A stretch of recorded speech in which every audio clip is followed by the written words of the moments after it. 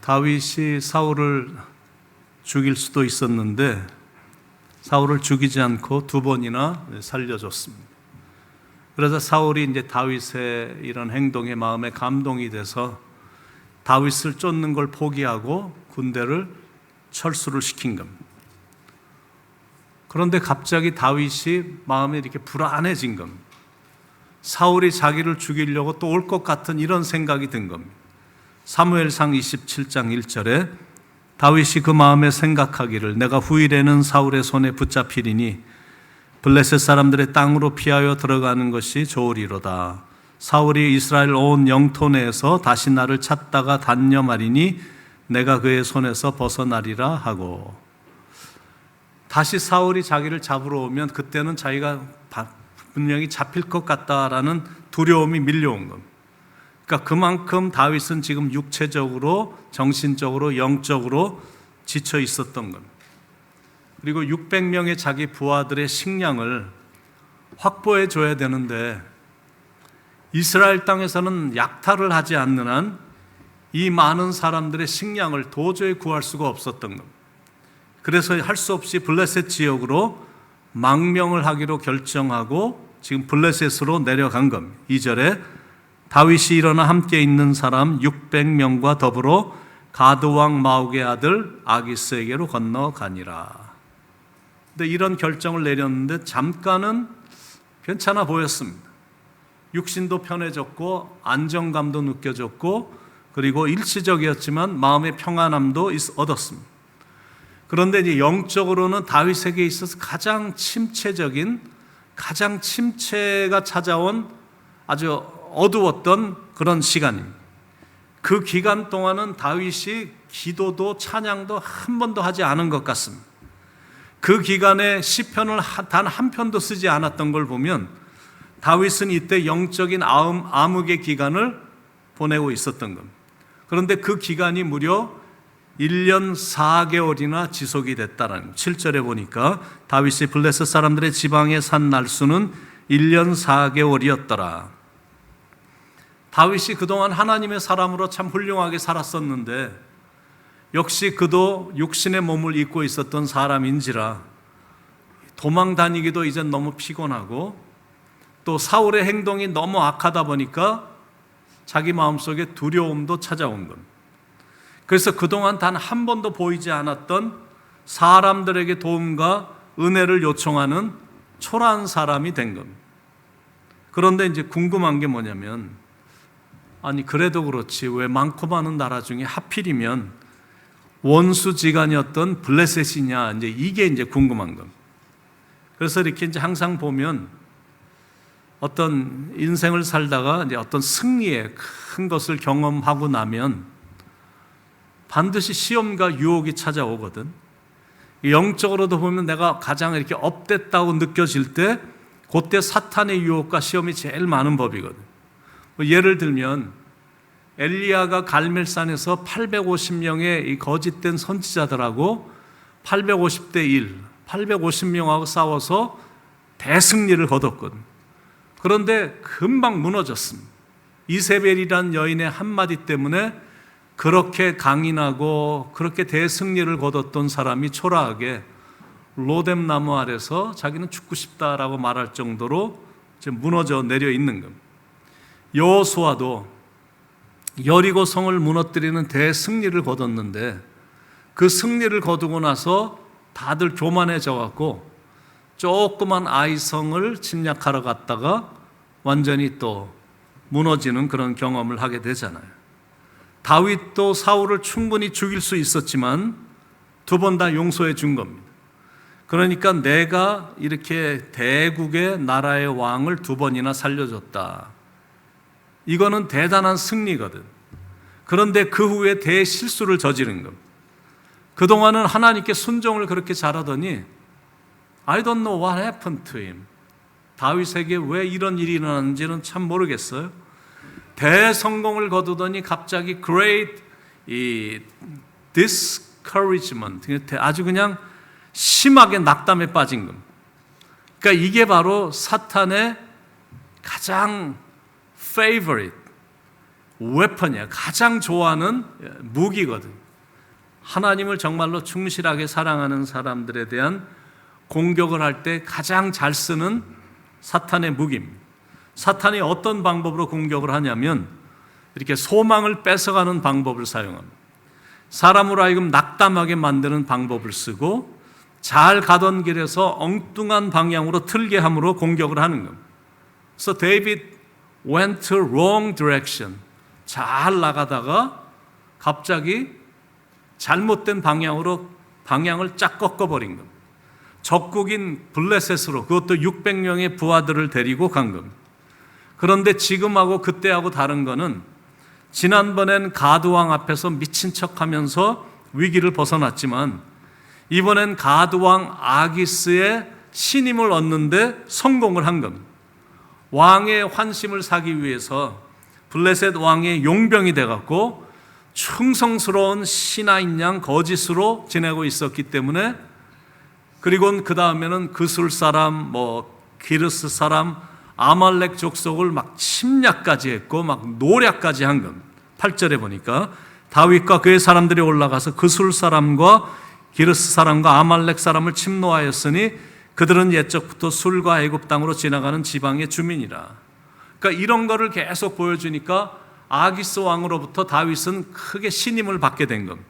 12절에 아기스가 다윗을 믿고 말하기를 다윗이 자기 백성 이스라엘에게 심히 미움을 받게 되었으니 그는 영원히 내 부하가 되리라고 생각하니라. 그러니까 이런 성경을 쭉 읽다 보면 참 아쉬움이 있어. 아쉬움이. 지금까지 그랬던 것처럼 하나님의 약속을 끝까지 의지하면서 자신의 자리를 지켰다면 얼마나 더 좋았을까라는 이런 아쉬움이 있습니다. 왜냐하면 다윗은 그런 사람이 아니거든. 그리고 다윗은 그런 신앙인이 아닌데 아무리 배가 자기가 고프고 힘들어도 남의 물건을 빼앗은 적은 단 한 번도 없었거든. 그런데 그런 사람이 대체 왜 그랬을까? 참 아쉽습니다. 물론 몸은 편했어. 그리고 물질적으로도 노력을 했기 때문에 수확도 꽤 많이 거두었습니다. 그러니까 여기까지가 사무엘상 27장의 내용입니다. 자, 그러면 여기에 담겨 있는 영적 교훈들은 대체 무엇일까? 이런 교훈들이 이제 담겨 있습니다. 첫째는 비록 세상에서 살고 있지만 세상을 잡으면 안 된다라는 영적 교훈입니다. 블레셋이라는 것은 세상을 상징하거든. 세상은 잠깐은 즐거움을 줄 수 있고 잠깐은 평안함을 줄 수 있고 그리고 잠깐은 안전하다라고 느끼게 해줄 수 있습니다. 그런데 그건 하나님의 뜻이 아니었기 때문에 우리가 말하는 진정한 즐거움, 진정한 기쁨, 마음의 평강이나 진정한 안정감은 절대 없는 거예요. 그래서 영적 교훈 두 번째는 믿는 사람들은 가야 될 길을 가야 된다라는 교훈입니다. 다윗은 지금 가지 말아야 될 길을 간 겁니다. 그래도 잠깐은 괜찮은 듯 보였어요.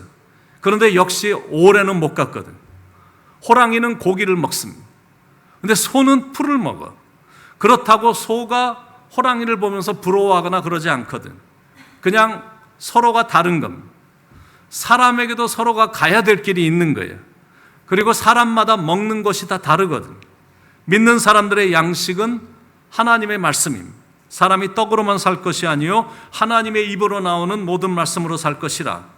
그러니까 믿지 않는 사람들의 양식은 자기 배만 즐겁게 해주는 떡이거든. 그것만 먹고 사는 거예요. 그러니까 길이 다른 겁니다. 그래서 믿는 사람들이 가야 될 길로 가야 되는 거예요. 가야 될 길로 가야 되는 거예요. 블레셋으로 가면 결국 올무에 걸리게 된다는 거예요. 그래서 영적 교훈 세 번째는 어려울수록 더욱더 하나님을 의지해야 된다는 교훈입니다. 다윗은 그동안 어려워지면 오직 하나님만 바라봤어요. 그리고 어떤 상황에서도 하나님만 의지했거든. 그러니까 정말 다윗에겐 배울 게 많았고 도전도 많이 받았습니다. 그런데 이번엔 자기 밑에 딸린 사람들이 너무 많아서 그랬는지 원수의 나라인 블레셋과 손을 잡은 겁니다. 그러니까 일이 더 꼬이고 마음은 갈수록 잔인해지는 거예요. 그게 우리에게 주는 교훈입니다. 사태가 어려워질수록, 갈등이 느껴질수록, 내가 인생의 갈림길에 서 있다라고 느껴질수록 하나님을 더욱더 의지해야 되고 하나님의 말씀에 더욱더 귀를 기울여야 되는 거예요. 그러면 내가 보호함을 받게 되고 선하게 인도함도 받게 되는 거거든요. 부부간에 문제가 있습니까? 인간관계 속에서 문제가 있습니까? 사업과 직장에 문제가 있습니까? 학교에 문제가 있거나 건강에 문제가 있습니까? 그러면 대체 어떻게 해야 될까? 이거는 너무 간단한 거예요. 하나님께 와서 불쌍히 여겨달라고 기도하는 겁니다. 그래야 문제가 해결이 되는 거예요. 믿는 사람들은 문제가 터지면 세상 사람들처럼 문제에 매달리는 게 아니라 더욱더 하나님께 매달려야 되는 거거든요. 이렇게 가끔 보면 문제가 꽤 큰 것 같은데 하나님과 오히려 더 멀어져서 혼자 해결해 보려고 인간적인 막 수단을 다 이용해 갖고 해결해 보려고 끙끙거리는 걸 보게 되는데 그거 절대 해결 안 되거든. 하나님께로 와야 해결이 되는 겁니다. 경제 문제, 돈 문제, 이것도 사람 찾아다니거나 자꾸 잔머리 굴리면 일은 더 꼬이는 법입니다. 그것도 하나님께로 와야 돼. 그래야 해결이 되는 거예요. 물론 그렇다고 해서 하나님이 나한테 왔으니까 그래 알았어, 이번에 한번 복권 한번 당첨하게 해줄게, 뭐 그런 방법을 쓰는 거 절대 아닙니다. 절대 쉬운 방법으로 하나님이 해결해 주시는 그 스타일이 아니시거든요.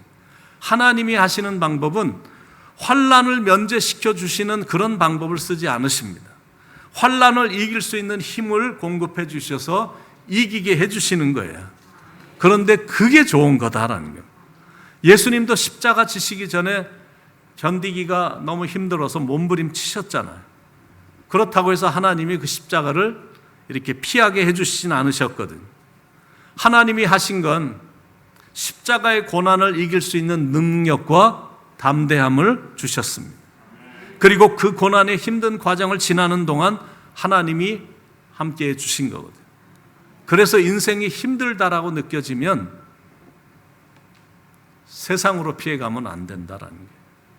다시 사무엘상 27장 1절에 보면 다윗이 그 마음에 생각하기를 내가 후일에는 사울의 손에 붙잡히리니 블레셋 사람들의 땅으로 피하여 들어가는 것이 좋으리로다. 하나님이 분명히 각이라는 선지자를 통해서 다윗에게 절대로 유다 땅을 떠나지 말라 이렇게 말씀하셨거든. 그런데 1절 첫 부분에 보니까 다윗이 그 마음에 생각하기를 이런 말이 나오거든. 그전에는 뭐 이런 일이 있거나 갈등이 느껴지거나 이렇게 어떻게 결정을 하기가 힘들 때는 반드시 하나님께로 왔어요. 그리고 기도하면서 하나님께 늘 여쭈었습니다. 그런데 보니까 이번엔 그런 게 없어요. 하나님과의 대화가 딱 끊긴 겁니다. 그러니까 자기 생각에 빠지는 거예요. 그리고는 600명을 데리고 블레셋 가드왕 아기스에게 가는 걸 자기 스스로 딱 결정을 하는 겁니다. 이런 게 너무나 안타까운 거예요. 하나님을 그렇게도 의지했던 신앙인이 현실과 이제 타협을 하는 신앙인으로 변질이 된 겁니다. 하나님의 능력을 확신하며 살았던 사람이 세상이나 세상의 파워를 의지하는 사람이 된 거예요. 그러니 갈수록 헤어나올 수 없는 큰 어려움에 봉착하게 되는 겁니다. 사무엘상 28장, 사무엘상 29장에 보니까 이스라엘하고 블레셋과의 전쟁이 일어나게 된 겁니다. 그러니까 상황이 정말 아주 애매하게 된 거죠. 블레셋이 이스라엘을 치기 위해서 군대를 모집을 했는데 블레셋 왕 아기스가 다윗에게도 너는 이번에 이스라엘 전쟁에 참여하라 이렇게 명령을 내린 겁니다. 사무엘상 28장 1절에 그때 블레셋 사람들이 이스라엘과 싸우려고 군대를 모집한지라 아기스가 다윗에게 이르되 너는 밝히 알라 너와 내 사람들이 나와 함께 나가서 군대에 참가할 것이니라. 아기스가 다윗을 이렇게 테스트를 한번 해본 것 같습니다. 그러자 다윗이 왕이 시키는 대로 하겠습니다 이렇게 응답을 한 겁니다. 2절에 다윗이 아기스에게 이르되 그러면 당신의 종이 행할 바를 아시리이다 하니 아기스가 다윗에게 이르되 그러면 내가 너를 영원히 내 머리 지키는 자를 삼으리라 하니라. 다윗의 이 응답이 너무나 확실하게 제가 왕의 명령이니까 당연히 전쟁에 참여하죠 이렇게 딱 하니까 기분이 좋아져 갖고 네가 그 일에 동참한다면 내가 너를 영영히 내 머리 지키는 자로 삼겠다. 이렇게 약속을 한 겁니다.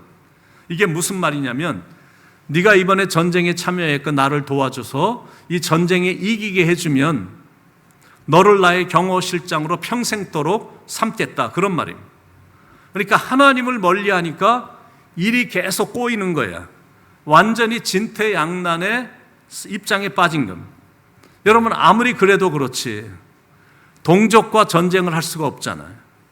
또 그렇다고 이런 상황에서 아기스의 명령을 거절할 수도 없는 어려운 상황에 지금 다윗이 처해지게 된 겁니다. 드디어 블레셋은 수넴의 진을 쳤고 사울은 이에 맞서기 위해서 길보아의 진을 친 겁니다. 4절에 블레셋 사람들이 모여 수넴에 이르러 진침해 사울이 온 이스라엘을 모아 길보아에 진 쳤더니 주전 1010년에 발발했던 정확하게 지금으로부터 약 3000년 전에 일어났던 그 유명한 길보아 전투입니다. 다윗에겐 참으로 고통스러운 상황이 된 거예요. 그러니까 왜냐하면 어떤 상황을 내가 취하든 반역자가 되는 겁니다. 사무엘상 29장 1절 2절에 블레셋 사람들은 그들의 모든 군대를 아벡에 모았고 이스라엘 사람들은 이스라엘에 있는 샘 곁에 진쳤더라. 블레셋 사람들의 수령들은 수백 명씩 수천 명씩 인솔하여 나아가고 다윗과 그의 사람들은 아기스와 함께 그 뒤에서 나아가더니 바로 이 전투에서 이스라엘이 크게 패했습니다. 그리고 사울의 아들 3명 요나단, 아비나답, 말기수아가 이 전쟁에서 전사를 했어요. 그리고 사울도 이 블레셋의 화살에 맞아갖고 중상을 입어갖고 자기 부하에게 자기를 죽여달라고 요청을 했지만 거절을 당해서 결국 자신의 칼 위에 몸을 던져 자결을 한 전투입니다. 그러니 다윗이 이 전쟁에 참여해갖고 이런 결과가 나왔다면 우리가 아는 다윗은 이 땅에 없습니다.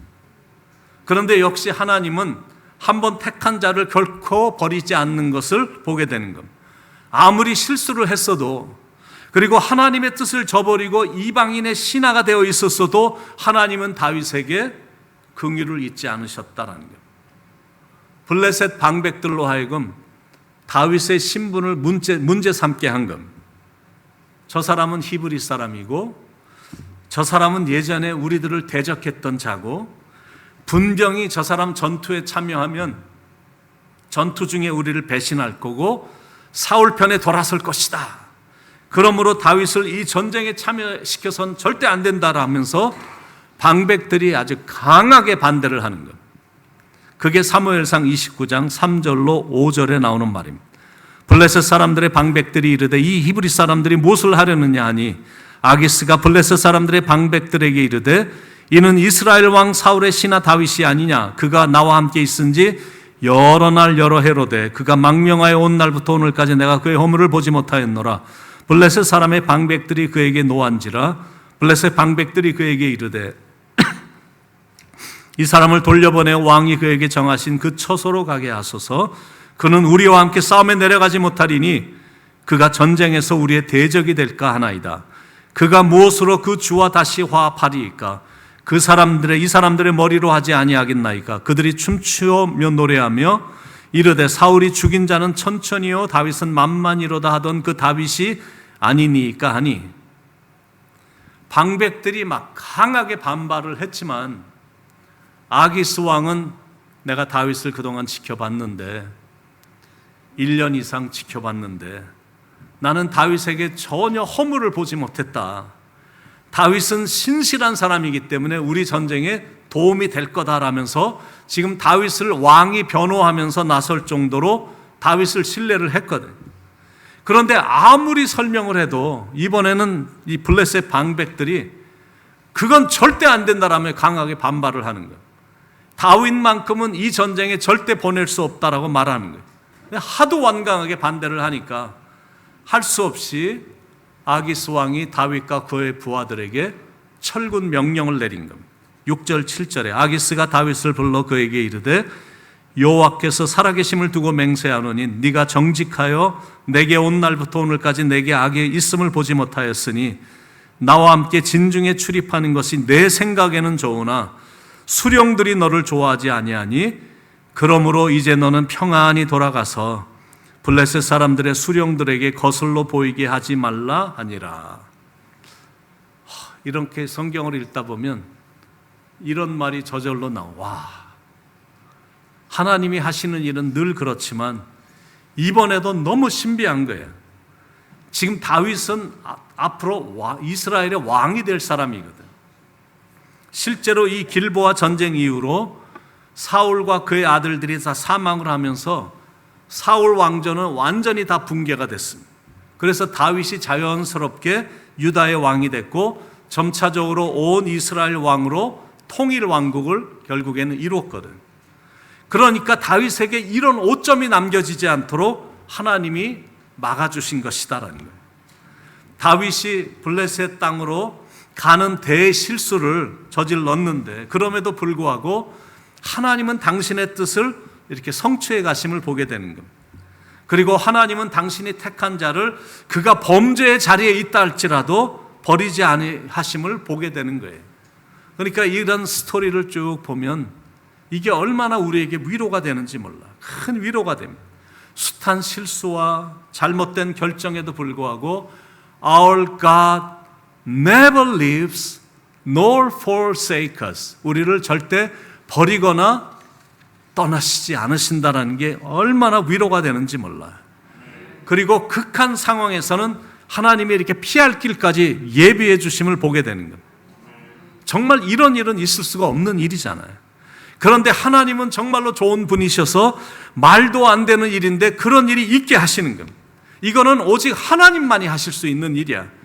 그래서 우리는 오직 하나님만 의지하며 사는 겁니다. 세상 친구들 나를 버려도 예수 늘 함께 동행함으로 주의 은혜가 충만하리니 주의 영원한 팔 의지에 나의 믿음이 연약해져도 미리 예비한 힘을 주시며 위태할 때도 안보하시는 주의 영원한 팔 의지에 주의 영원하신 팔 함께하사 항상 나를 붙드시니 어느 곳에 가든지 요동하지 않음은 주의 팔을 의지함이라.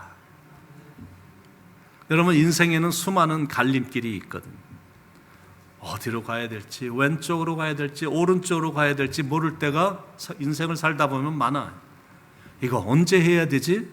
어디로 가야 되지? 뭘 해야 되지? 어떻게 해야 되지? 누구를 만나야 되지? 순간순간 이렇게 만나게 되는 인생의 갈림길에서 우리가 선택을 하며 살아가는데 이거를 우리가 제대로 판단을 해서 선택을 해야 우리가 살게 되는 거거든. 그렇다면 어떻게 해야 인생의 갈림길에서 내가 제대로 판단하고 제대로 결정할 수 있을까? 내가 생각할 것인가? 하나님께 기도할 것인가? 인간적인 방법으로 갈 것인가? 영적인 방법으로 갈 것인가? 이 선택의 결과는 완전히 달라지는 거예요. 세상의 GPS를 따라가면 어느 정도만 가는 거거든. 그 다음은 좋을 게 하나도 없어요. 그런데 하나님의 GPS를 따라서 가면 내가 생명을 얻게 되는 거거든. 왜냐하면 하나님이 인도하시는 길은 생명의 길이고 구원의 길이고 영생의 길이고 하나님의 길이고 천국 길이기 때문에 그렇습니다. 다윗의 실수는 갈림길에서 기도하지 않은 거예요. 그리고 인간적인 생각에 앞서서 자기 마음대로 결정을 해버린 겁니다. 하나님의 마음에 맞는 사람이라는 명예와 어울리지 않는 모습을 보여준 겁니다. 만약 그때 다윗이 하나님께 기도했다면 어떻게 됐을까? 당연히 결정이 달라졌을 것입니다. 그런데 사탄이 하는 전략을 보면 우리가 하나님께 나아가 기도하지 못하게 막고 그 대신 막 끝없는 자기 생각, 즉 염려, 의심, 합리화에 갇히게 만들어서 판단의 능력을 흐려놓는 거거든. 자기 생각만 하면 당연히 못 기다리죠. 그런데 하나님의 뜻은 기다려라, 이거일 수 있거든. 그런데 자기 생각에 앞서서 현실만 보니까 엉뚱한 결정을 내리게 되는 겁니다. 그러니까 그 결과는 낙심하는 거고 내가 참담하다고 느끼는 거고 염려만 가득 차지고 두려움만 느껴지는 거예요. 여러분, 우리가 태양을 등지면 그림자만 보이잖아요. 그러니까 삶이 어두워갖고 맨날 불평만 나오는 거예요. 그런데 태양을 바라보면 그림자는 그냥 사라지는 겁니다. 바로 이거예요.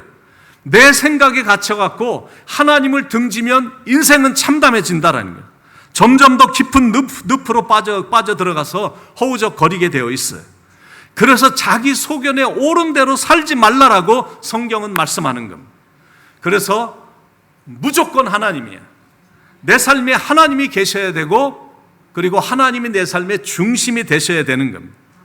하나님이 안 계시면 다윗과 같은 영적 거장이 아기스 같은 사람의 부하가 되는 거예요. 그리고 원치 않는 전쟁에 참여하게 되는 거예요. 자기 동족을 향해서 막 칼을 들이대는 사람이 돼버리는 거예요. 이게 얼마나 기가 막힐 일이냐라는 거예요. 그런데 하나님이 불쌍히 여겨주셔서 개입해 주심으로 기적적으로 문제가 해결이 된 거죠. 이게 답입니다. 하나님이 없으면 고난을 만나게 돼. 그리고 인생의 문제만 많아지는 겁니다. 그런데 하나님과 동행하면 하나님만 섬기고 내가 하나님의 손안에 있어서 하나님이 나의 목자가 되게 이렇게 우리가 해버리면 인생은 정말로 부족함이 하나도 없게 되는 거예요. 여러분, 인생의 갈림길에 서 있습니까? 자신의 생각의 늪에 빠져들지 말고 하나님 앞으로 나오시기 바랍니다. 자기 생각대로만 인생을 살아왔습니까? 그렇다면 이제는 그 길을 멈추고 발걸음을 하나님께로 돌리시기 바랍니다. 그러면 인생의 위기도 모면하게 되고 하나님이 이렇게 길도 열어주시는 거거든요. 그러므로 인생의 갈림길에 서 있다라고 느껴지면 이제는 더 이상 두려워할 게 없어요.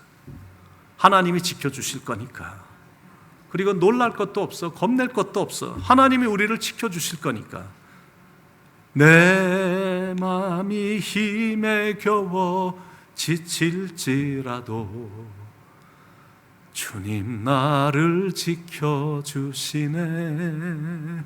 세상의 험한 풍파 몰아칠 때도 주님 나를 지켜주시네. 그 이유가 뭐냐면 그분은 우리의 산성이 되시고, 그분은 우리의 요새가 되시고, 그분은 우리의 소망이 되시고, 그분은 우리의 힘이 되시기 때문에 그렇습니다. 그러니까 아무것도 염려하지 말고 오직 모든 일에 기도와 간구로 너의 구할 것을 감사함으로 하나님께 아뢰라. 그리하면 모든 지각에 뛰어난 하나님의 평강이 우리의 마음과 생각을 지켜주실 거거든요. 그렇게 기도하면서 하나님의 선한 인도를 받아서 여러분의 삶이 정말 평탄하고 안전하고 행복하시길 축원드립니다.